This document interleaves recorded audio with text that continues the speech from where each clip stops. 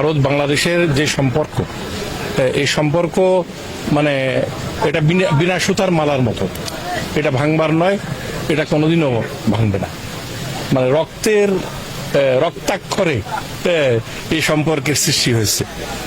আমরা মহান মুক্তিযুদ্ধে 1 কোটি শরণার্থী আমরা ভারতে ছিলাম।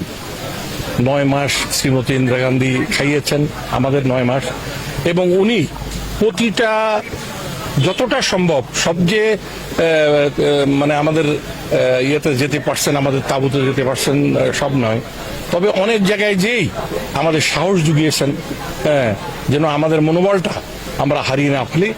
ইনশাল্লাহ জয় আমাদের হবেই।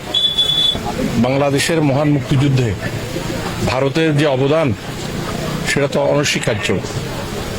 মহান মুক্তিযুদ্ধে সে মিত্র বাহিনী, বিশেষ করে আমরা মুক্তিমিত্র স্মৃতিসৌধ বনায় বাংলাদেশে একটাই তৈরি হয়েছে, সেটা হলো চোরহাঁস, যেটা আমরা ভারতের প্রধানমন্ত্রীকে আমন্ত্রণ জানিয়েছিলেন উদ্বোধনের জন্য।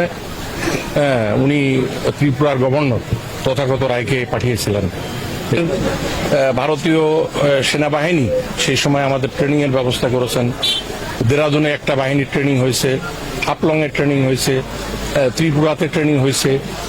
এই ট্রেনিং এর ব্যবস্থা করেন ভারতীয় সেনাবাহিনী, সার্বিক সাহায্য এবং সহযোগিতায় আমাদের ট্রেনিং সম্পন্ন হয়েছে। ইন্দিরা গান্ধী আমাদের অস্ত্রের ব্যবস্থা করেছে, আমাদের আরো বন্ধু রাষ্ট্ররা অস্ত্রের ব্যবস্থা করেছেন।